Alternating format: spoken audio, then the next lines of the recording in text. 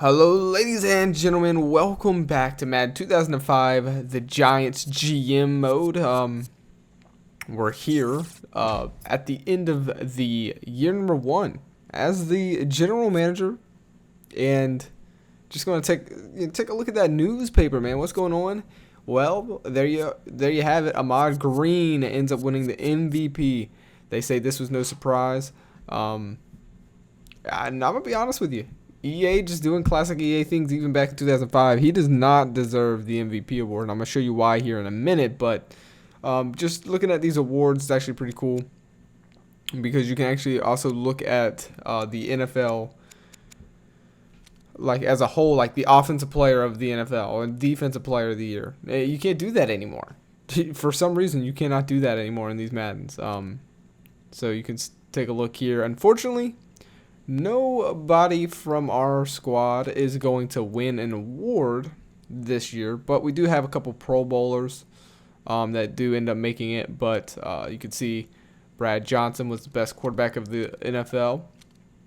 D-line. Oh, actually, we do get a guy that wins best D lineman, Joe Johnson, and this is a guy that I acquired. I picked him up to replace Stranahan, and he did his thing, man. He got 9 sacks, which he actually ended up getting more sacks than Stranahan, who plays for the Arizona Cardinals now.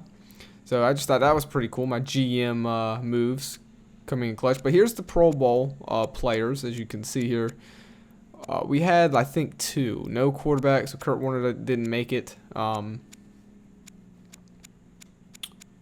Just kind of looking at these names. A lot of these names, man, I do not know. But Joe Johnson obviously making it in there. And then we have Emmons making it in there. So two of our boys are in there. Not too bad, not too shabby. Moving on over, though, to the divisional round, we have the Packers. We're actually going to sim this game. We're going to sim this game. Then we'll hop in to the highlights. If we make it any further than that, which we end up doing, as you can see, we just dominated the Packers. 38-13. Like, are you kidding me? Like, I didn't expect that. So I do want to give you guys gameplay from the conference championship forward. So every time we make it as conference championship, we will be getting actual gameplay. So no worries. We end up beating the Green Bay Packers. I feel like we were the underdogs here, but we did have home field advantage, so maybe that helped us. But I didn't expect it to be a domination like this. I mean, Brett Favre, a Hall of Famer. We end up getting the better of. Kurt Warner threw 5 touchdown passes, man. 2 interceptions. Like, that's insane.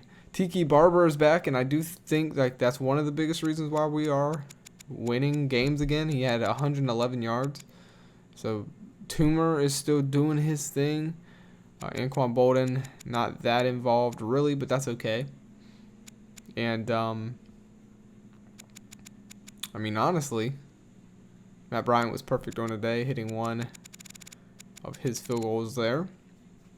And then the defensive stats, 2 interceptions we did give away, but we did get 1 for sacks. You see him 6 sacks, man, as a team. Not bad, actually. We'll take that. Getting to the quarterback, it really helped us win this. And so we're moving on to a freaking championship. I didn't expect us to make it this far in year number 1. Like, even if we were to lose this game here, I feel like I've solidified my GM role here, and I've, like, there's no way, like, the Giants have to question my work.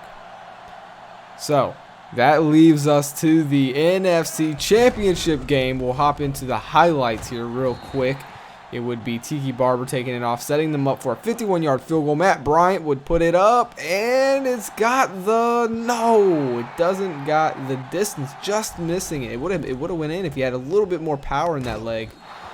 So then I would give it over to Seattle. Matt Hasselbeck trying to get in there, the veteran, trying to get him a first ever ring, a first ever Super Bowl appearance. Can he do it?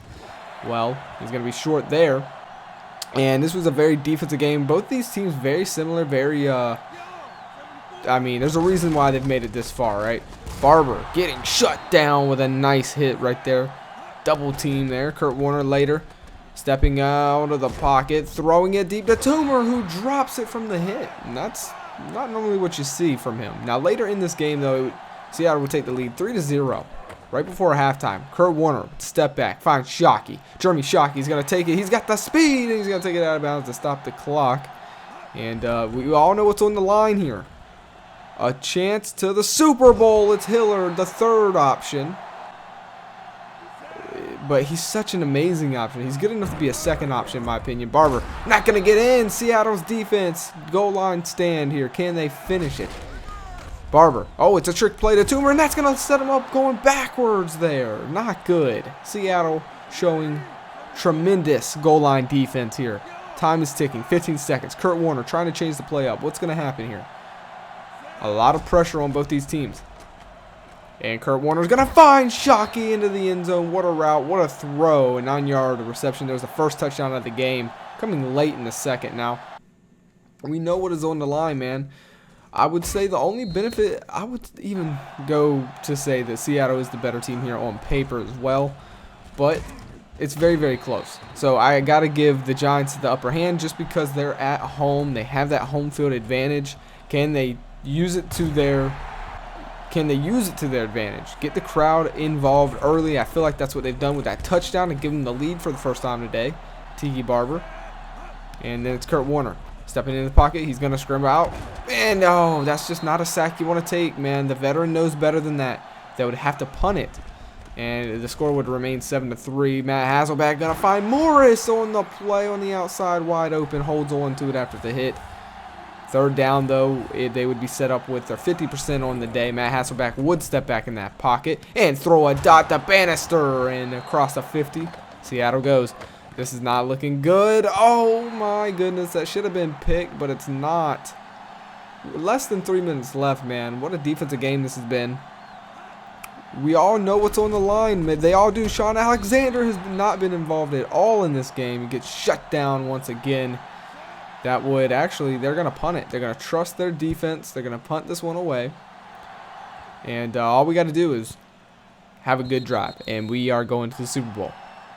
That's all it takes. Later, though, 3rd and 5. We got to get this. Kurt Warner's going to throw a deep bomb to Toomer. There it is. That is the nail in the coffin.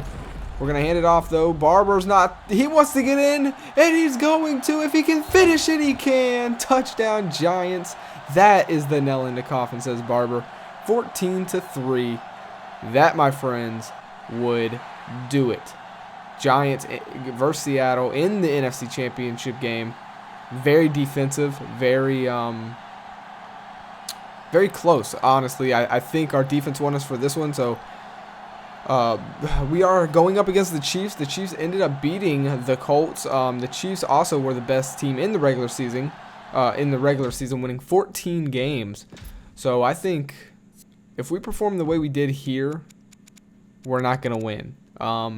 We got to bring a little more power on offense when we go against the Chiefs. So hopefully we can figure out offense. Our defense played great.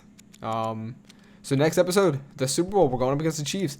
I did not know we would have this much success in our first year with the New York Giants roster. We did a lot of big moves at the beginning of the series, and they really paid off the most they can, getting us to a Super Bowl.